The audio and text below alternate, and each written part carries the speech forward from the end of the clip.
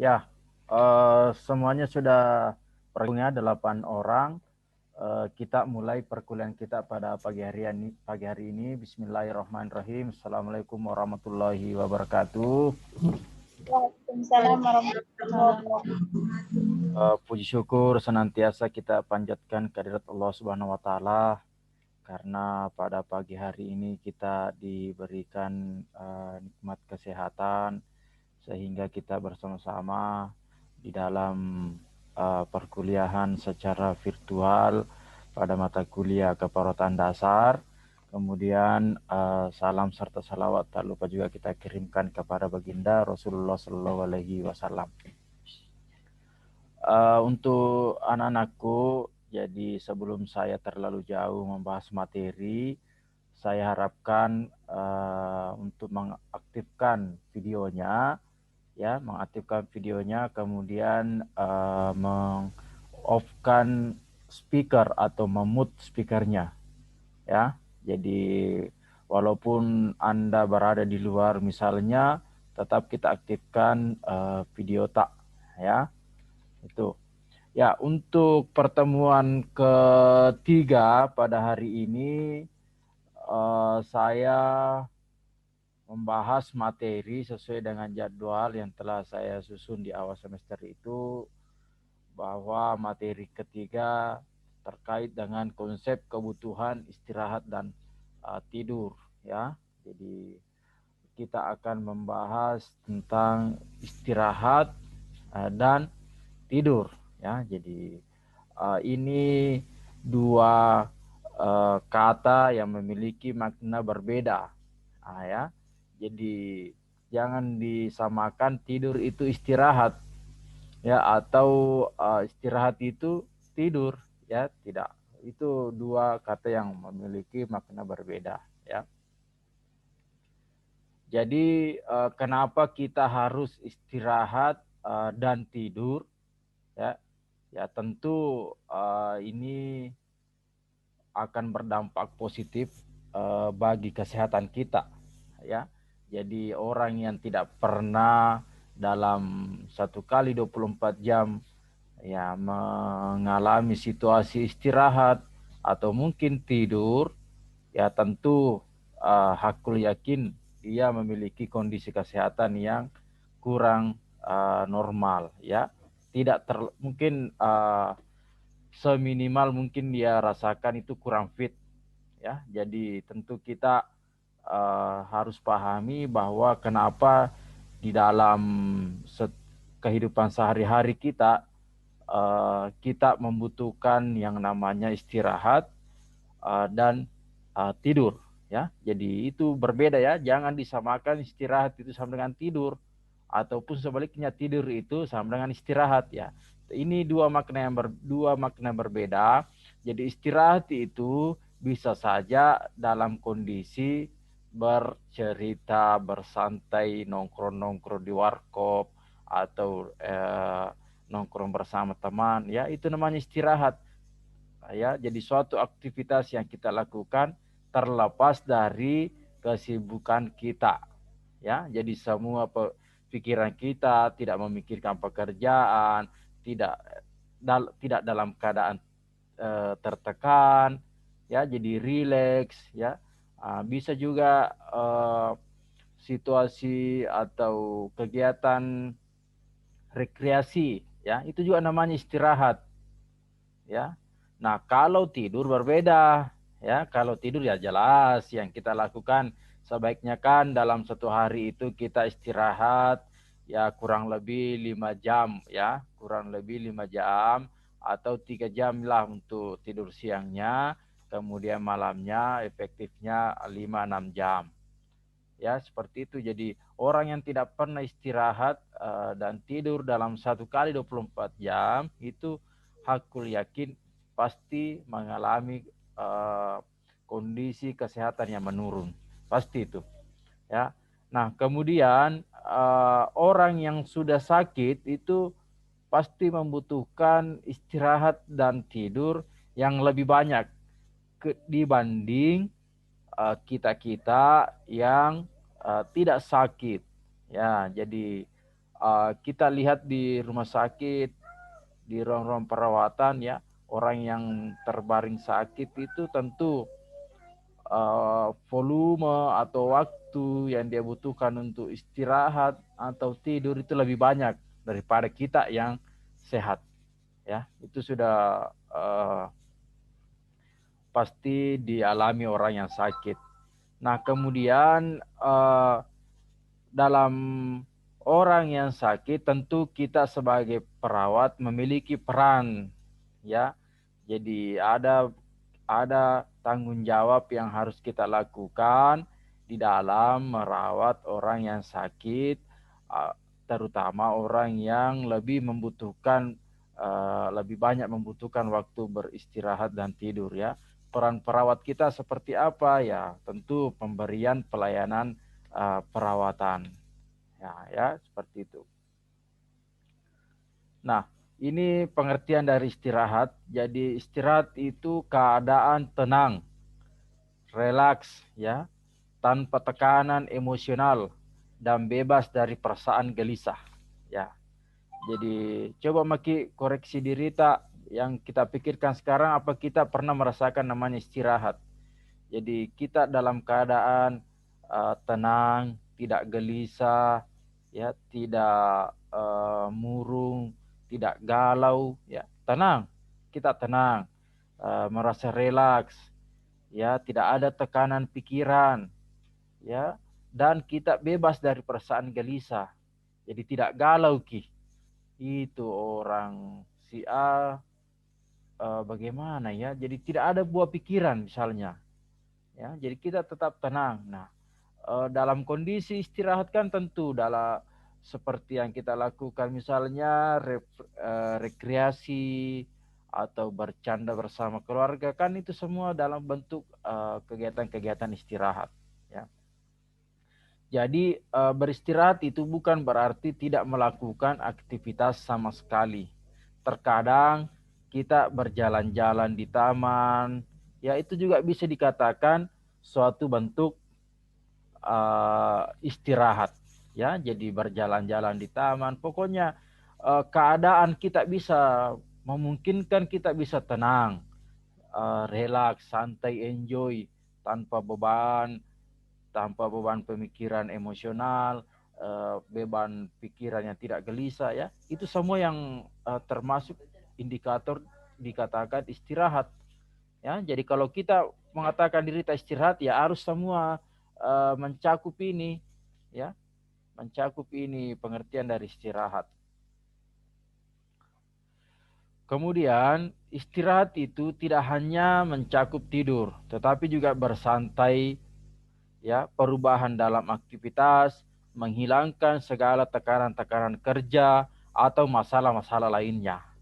Ya, terkadang orang di dalam tekanan pekerjaannya dia butuh waktu untuk istirahat, maukah itu istirahat tidur atau bersantai di tempat lain atau rekreasi, pokoknya dia harus berpindah dari suatu kondisi di dalam tekanan pekerjaannya, beban pekerjaannya, dia harus berpindah ke tempat yang bisa membuatnya rileks, tenang, tanpa beban emosional. Ya, itu semua namanya istirahat. Ada juga berjalan di udara yang segar, menjernihkan pikiran, ya, semuanya itu dapat menenangkan otot-otot, ya, dan kesemuanya itu disebut sebagai istirahat. Oke. Nah, kita beralih kepada tidur, ya. Jadi tadi sudah dikupas terkait dengan istirahat, ya. Nah, kalau tidur itu status perubahan kesadaran ketika persepsi dan reaksi individu terhadap lingkungan menurun. Ya, jadi jelas perbedaannya ya. Jadi ini persepsi dan reaksi individu atau reaksi seseorang itu menurun terhadap lingkungan, ya. Jadi tidur dikarakteristikkan dengan aktivitas fisik yang minimal, tingkat kesadaran yang bervariasi, perubahan proses fisiologis tubuh, dan penurunan respon terhadap stimulus eksternal, ya. Ya, jadi misalnya, "Hei Suci," atau kita berbicara, "Hei Wahyuni," ya tentu yang disebut ini, yang orang tidur ini tentu tidak bisa merespon, ya, atau merespon tetapi tidak maksimal. Karena kenapa? Dia dalam kondisi tertidur, ya. Jadi hampir sepertiga dari waktu kita itu kita gunakan untuk tidur. Ya, kenapa? Karena hal ini didasarkan pada keyakinan bahwa tidur dapat memulihkan atau mengistirahatkan fisik setelah kita seharian beraktivitas, mengurangi stres dan kecemasan, serta dapat meningkatkan kemampuan dan konsentrasi saat hendak melakukan aktivitas sehari-hari. Ya, jadi itulah alasan kita kenapa kita butuhkan yang namanya tidur, ya. Ya, jadi dalam sepertiga waktu kita itu kita gunakan untuk tidur itu maksimal, ya. Jadi terkadang juga bawaan seseorang itu berbeda-beda. Ada yang cukup membutuhkan 1 jam saja untuk tidur, ya.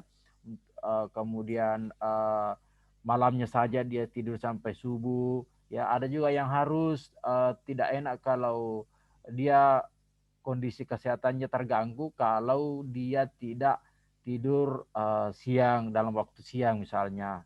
Ya, itu tergantung kita. Namun hal yang harus kita ingat bahwa kenapa kita membutuhkan yang namanya tidur? Karena memang setiap orang itu kita dasarkan atau kita meyakini bahwa dengan tidur, ya, kita dapat memulihkan atau mengistirahatkan fisik, ya, setelah dalam sehari kita melakukan pekerjaan atau beraktivitas, ya. Jadi itu yang kita yakini mengapa kita harus tidur. Ya, ada juga hasil penelitian ini menunjukkan bahwa di mana setelah kita bangun dari tidur yang cukup, otak kita kembali berfungsi dengan sangat baik. Ya, ini hasil penelitian. Ya, ternyata memang hal yang didasari atau diyakini tadi itu dengan tidur mampu mengistirahatkan tubuh. Ya, tentu ini dibuktikan dengan hasil penelitian. Ternyata memang setelah kita bangun dari tidur yang cukup, ya, artinya yang waktu tidak terlalu singkat dan juga tidak terlalu lama, ya, itu mampu mengembalikan kembali fungsi otak kita, ya. Jadi memang manfaatnya tidur ini cukup bagus, ya, cukup bagus untuk otak kita. Nah, menurut Narrow, orang dapat beristirahat bila merasa segala sesuatu di bawah kesadaran. Yang kedua, menerima keadaan. Yang ketiga, mengerti apa yang terjadi. Yang keempat, bebas dari hal-hal yang tidak menyenangkan. Yang kelima, puas dengan aktivitas yang dilakukannya. Dan yang terakhir, yang keenam itu mengetahui akan mendapat pertolongan bila dibutuhkan.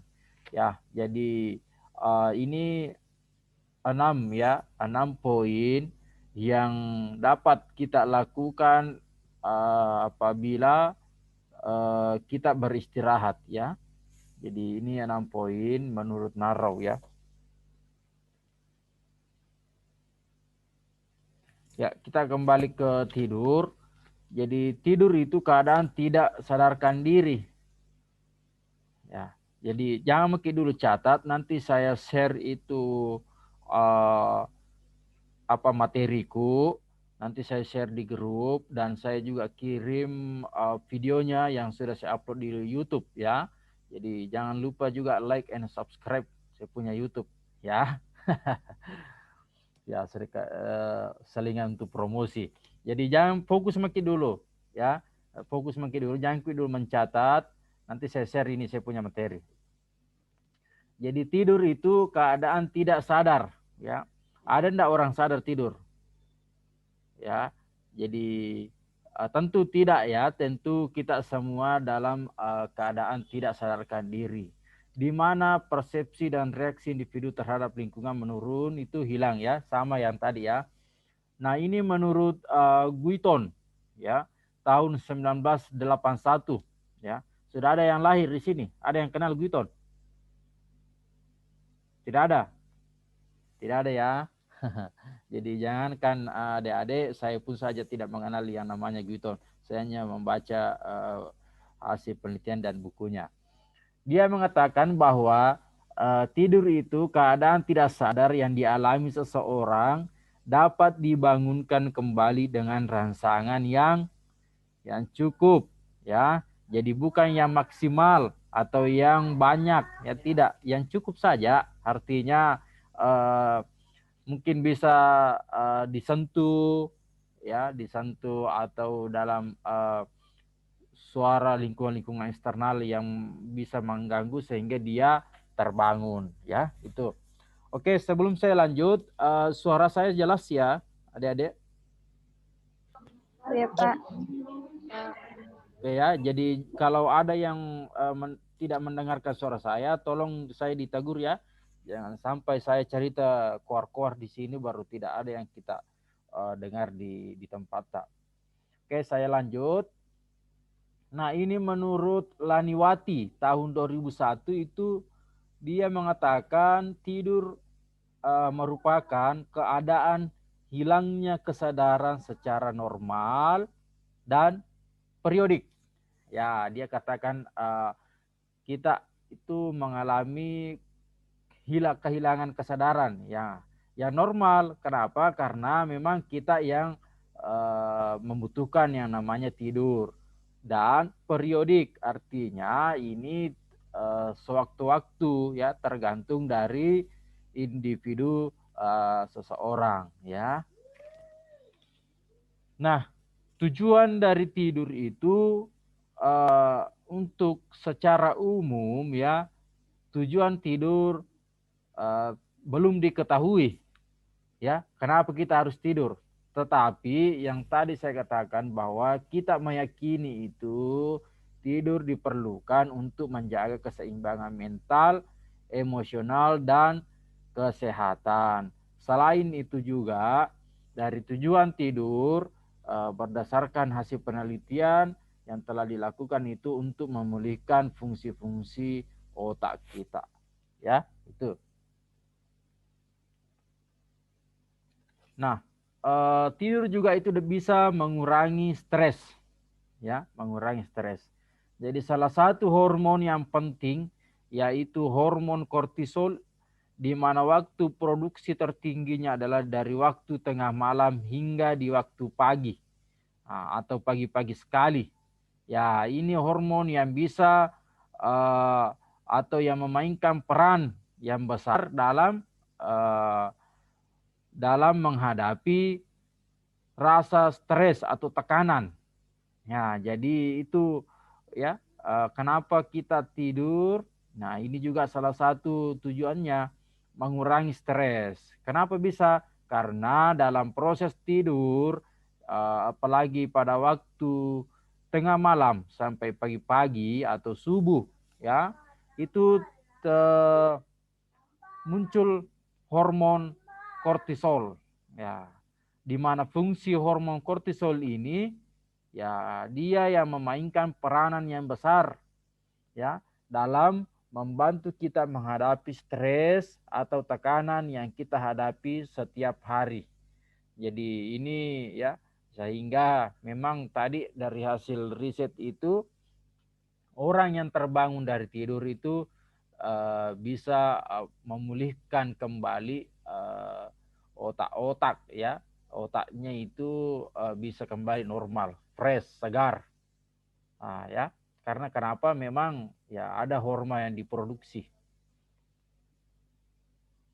Nah, bagaimana kalau tidur terlambat?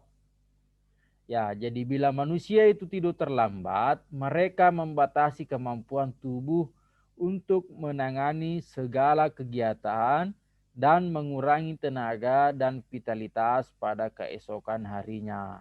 Ya, jadi tentu dalam orang yang tidur terlambat itu ya mereka membatasi kemampuannya, ya mereka membatasi kemampuannya. Untuk apa? Dia harus untuk menangani segala kegiatan dan mengurangi tenaga serta vitalitas pada keesokan harinya. Ya, ini tanda-tanda tidur ya. Saya pikir untuk tanda-tanda tidur ini ya kita alami sendiri ya. Ya, jadi yang pertama aktivitas fisik yang menurun atau minimal ya. Ya, jadi kita sudah mungkin istilahnya capek ya, lelah, loyo. Nah, ya itu merupakan tanda-tanda bahwa tubuh kita harus beristirahat dengan cara tidur ya.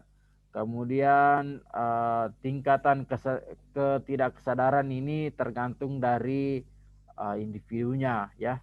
Ini berbeda setiap orang dari tingkat kesadaran dan menurunnya tanggapan terhadap rangsangan dari luar ya.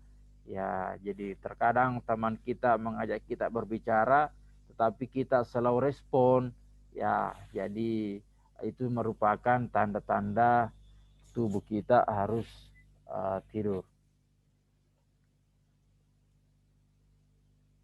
Nah, ini perubahan fisiologis yang kita rasakan ya, yaitu penurunan tekanan darah, penurunan denyut nadi, ya dilatasi pembuluh darah. Ya, ini perubahan fisiologis yang kita alami setelah tertidur. Nah, kemudian pusat pengaturan tidur. Ya, dari mana itu sebenarnya pusat pengaturan tidur?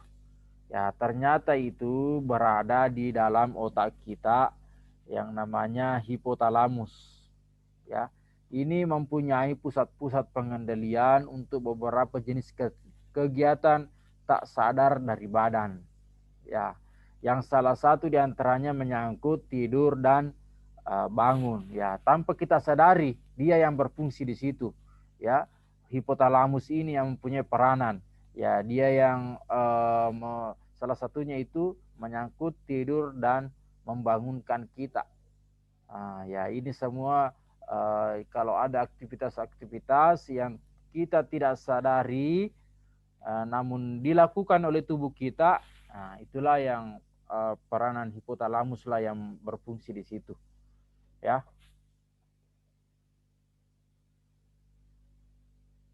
Oke, kemudian cedera pada hipotalamus itu dapat mengakibatkan seseorang dalam jangka waktu yang luar biasa panjang, seseorang tidur dalam jangka waktu yang panjang atau lama.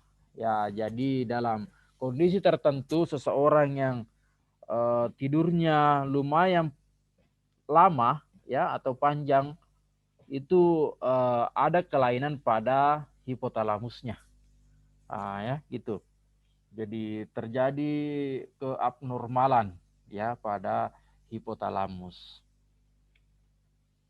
Nah, ada beberapa tahapan dalam tidur ya. Jadi yang kita kenal itu tidur ternyata tidak semudah ya yang kita rasakan atau kita alami sehari-hari ya, memejamkan mata kemudian tertidurlah ya. Ternyata ada beberapa tahapan. Yang pertama itu diidentifikasi melalui EEG ya, yaitu elektrosefalogram. Jadi ini berfungsi untuk aktivitas listrik di dalam otak kita. Ya, itu. Kemudian ada EMG atau elektromiogram, yaitu pengukuran tonus otot. Ya, jadi adanya tahap pertama itu untuk aktivitas listrik dalam otak kita.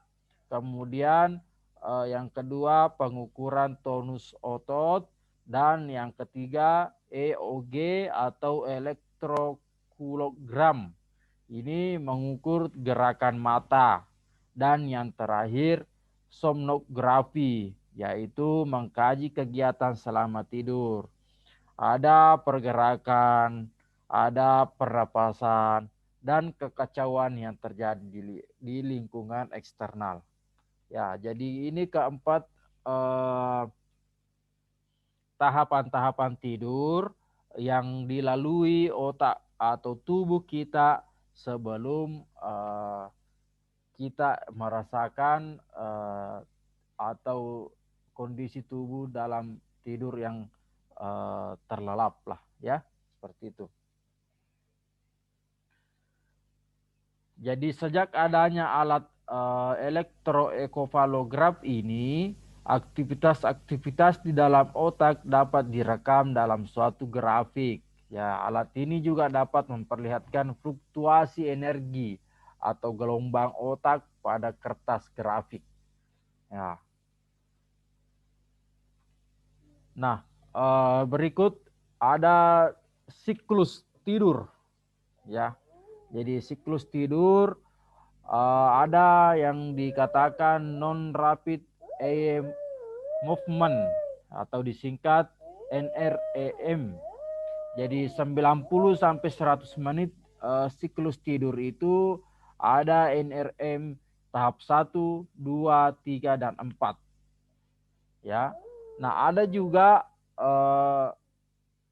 rapid eye movement, ya. Jadi tidak menggunakan non, ini istilah non.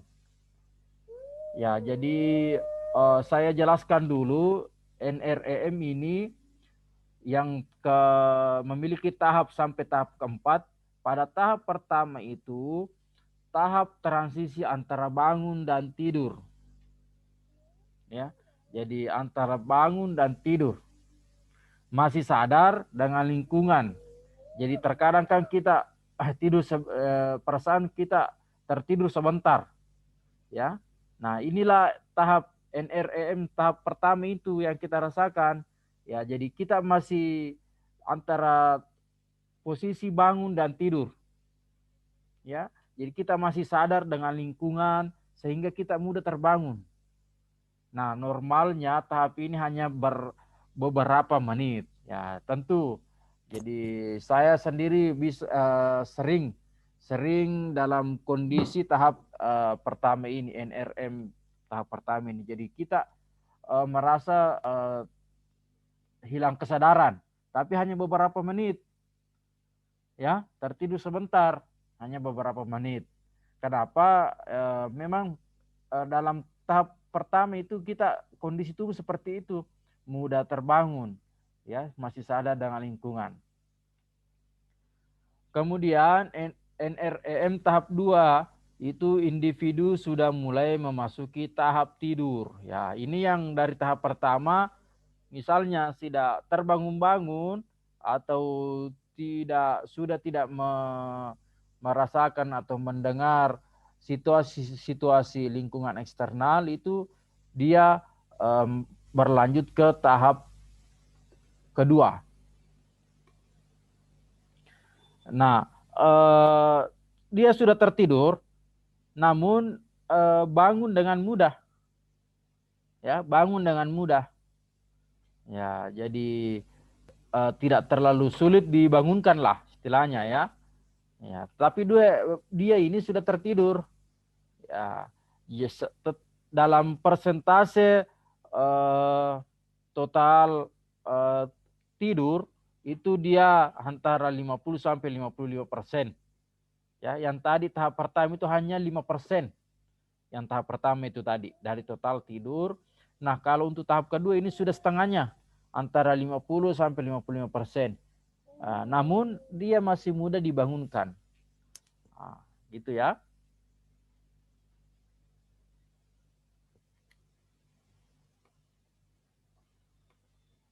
Ya, pada NREM tahap 3 itu kita atau seseorang atau individu sudah masuk dalam keadaan tidur yang dalam. Ya. dan dia susah untuk dibangunkan. Ya, ini 10% dari total tidur. Ya, jadi tahap ketiga ini sudah ya dari tadi tahap pertama posisi dalam individu posisinya antara transisi bangun dan tidur. Kemudian yang kedua, tahap kedua tadi ini sudah tertidur, ya, sudah tertidur, namun masih mudah dibangunkan. Ya, nah tahap ketiga ini seseorang ini atau individu sudah dalam keadaan tertidur yang dalam, artinya sudah nyenyak tidurnya, ya, sehingga sulit untuk dibangunkan.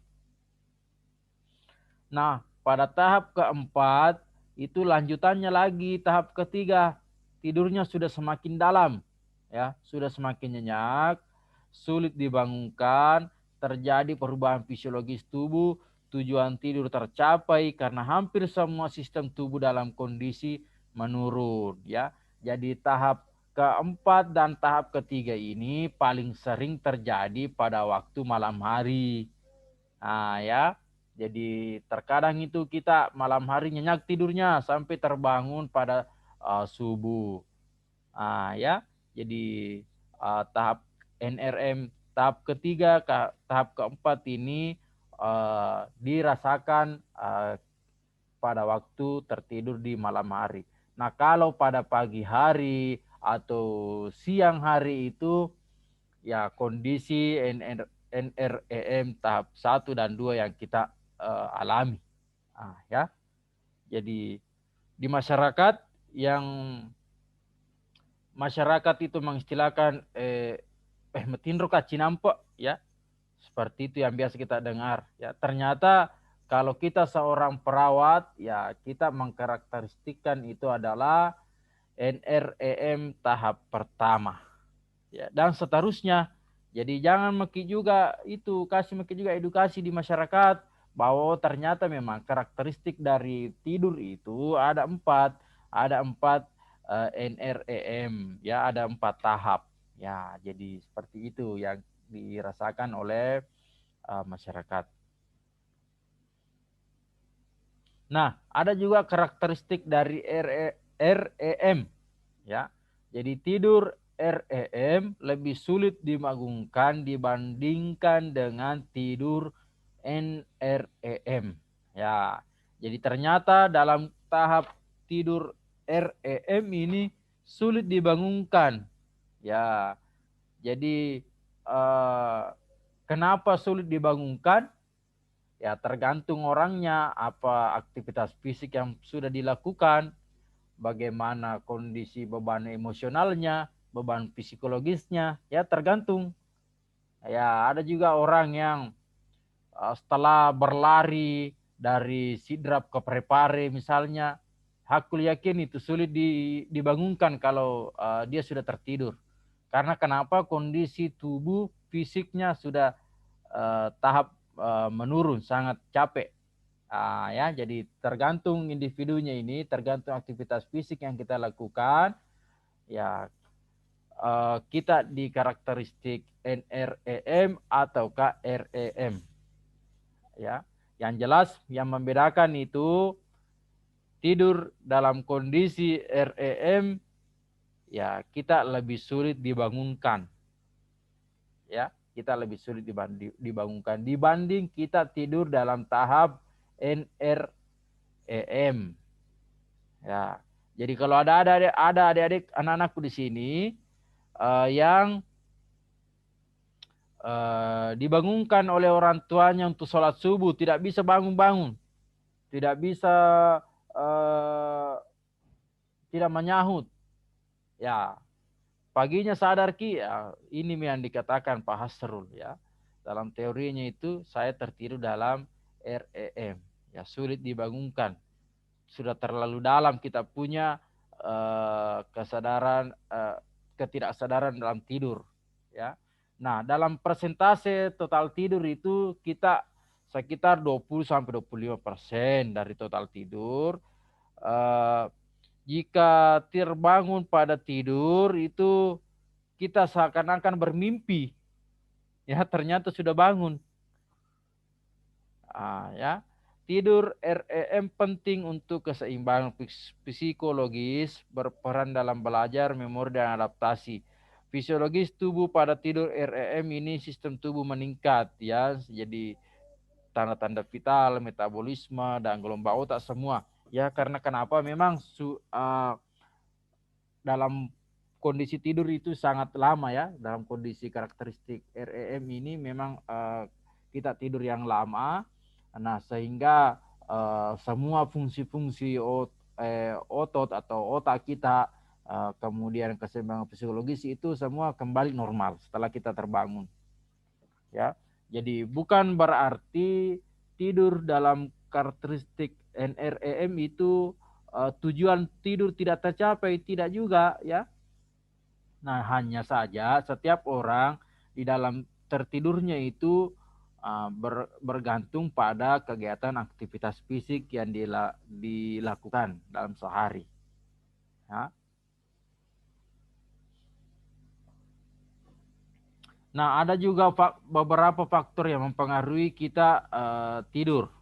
Ya, yang pertama itu tumbang atau makin tua makin sedikit kebutuhan tidur. Ya, jadi semakin tua kita itu makin sedikit kebutuhan tidur. Ya, jadi kita tidak heran melihat orang tua ya seharusnya dia harus tertidur ya, tapi malah sebaliknya dia kebanyakan kegiatan-kegiatan fisik di luar rumah ya. Kemudian ada juga faktor aktivitas fisik. Ya, ini yang tadi saya katakan bahwa aktivitas fisik yang banyak ya membuat kita tubuh kita itu lemas ya, atau loyo atau menurun ya, sehingga menyebabkan kita ingin beristirahat, tidur ya. Ada juga stres dalam psikologisnya ya. Kemudian ada juga motivasi ya, motivasi, dan ada karena diet ya, dia diet itu, jadi dia selalu ingin tertidur.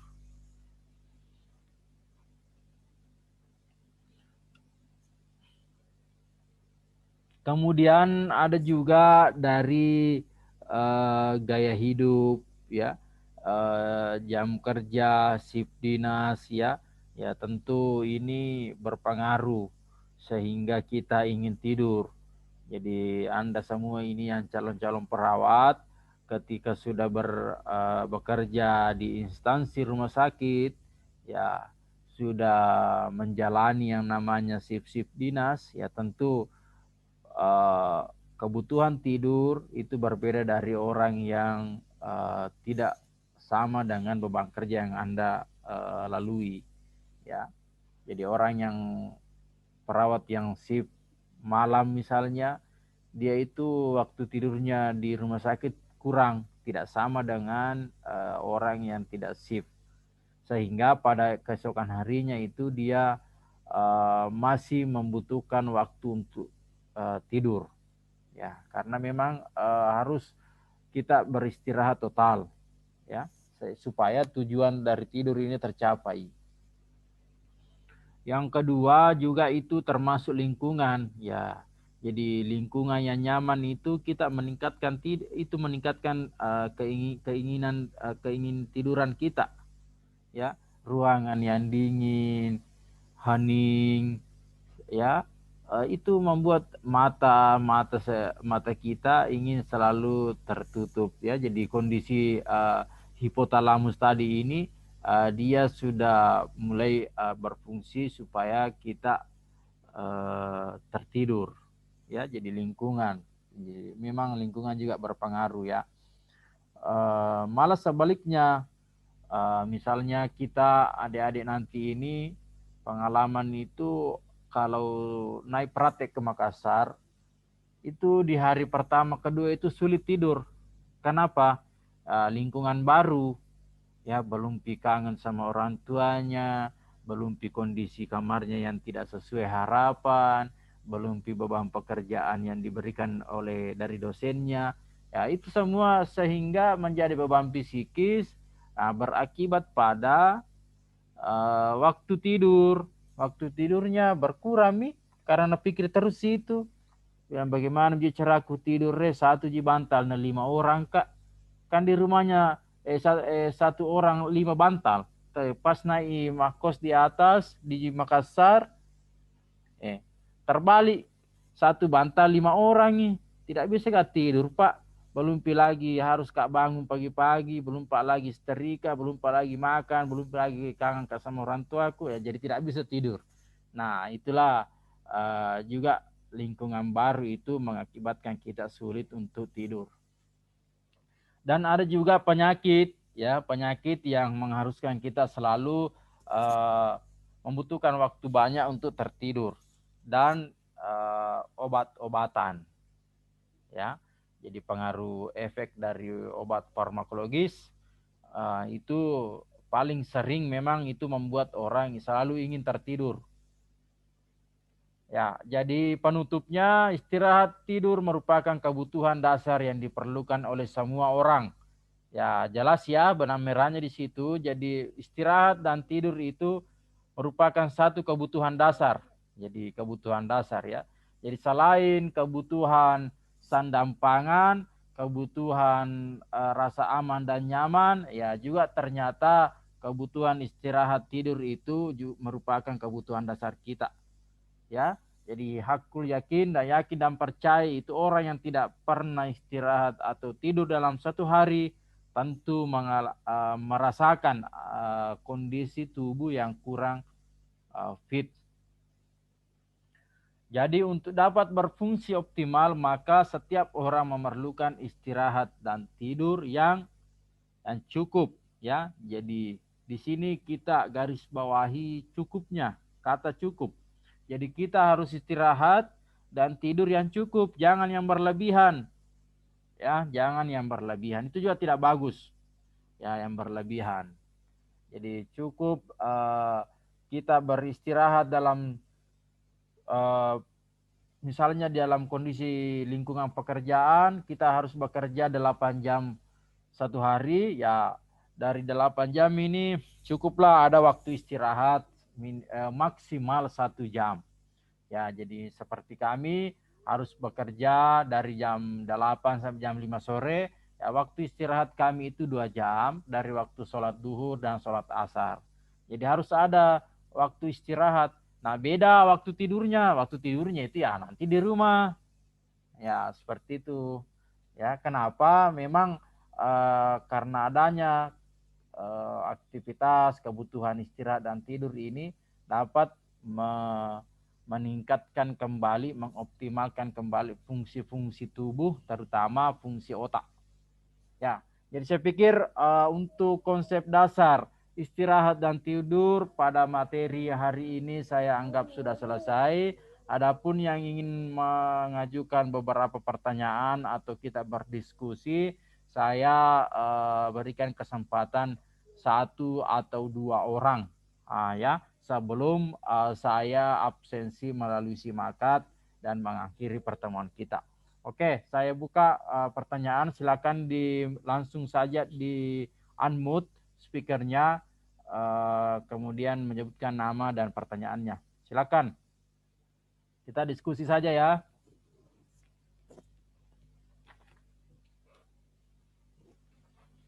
Tidak ada.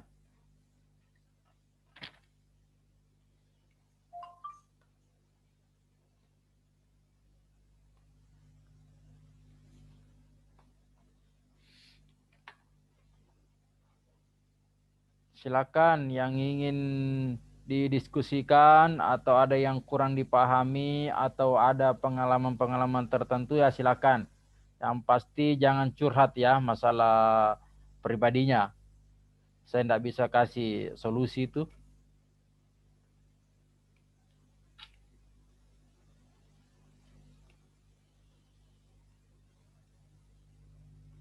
Siapa namanya ketua tingkatnya di sini? Saya, Pak. Kita Nur Fikri ya. Iya, Pak. Oke, Nur Fikri. Ada mungkin yang ingin ditanyakan atau bagaimana? Pak Zulkifli, Bu Murti ini berapa kali sudah masuk ini? Tunggu, Pak, saya lihat. Jadi kalau saya punya materi itu yang diberikan oleh Bu Murti ini itu sudah sampai ini. Kan 3 memang saya pertemuan karena 3 dosen.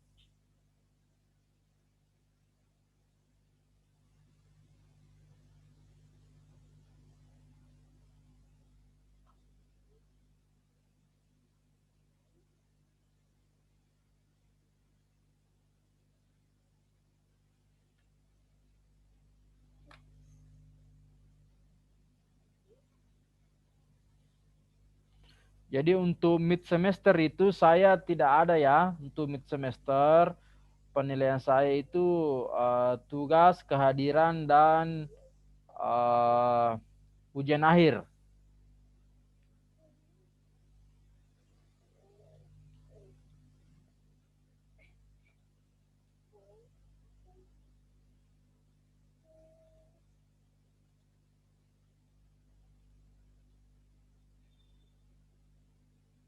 Ya, saya lihat di sini sudah sampai pertemuan ke-7, yang terakhir absen itu Pak Zulkifli ya.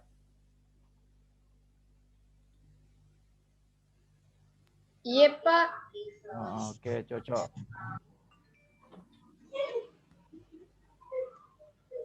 Tidak ada yang bertanya tentang materinya, kalau tidak ada siap semi. Kalau malu-malu kita bertanya, kita lempar saja di grup, ya, di grup kita diskusi di situ. Kalau memang malu-malu kita bertanya di sini di Zoom.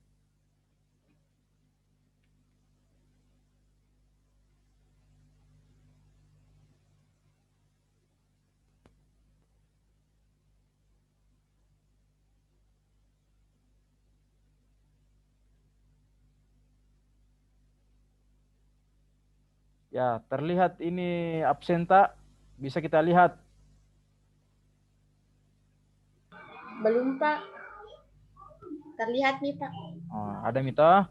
Oke, saya absen kipalek dulu.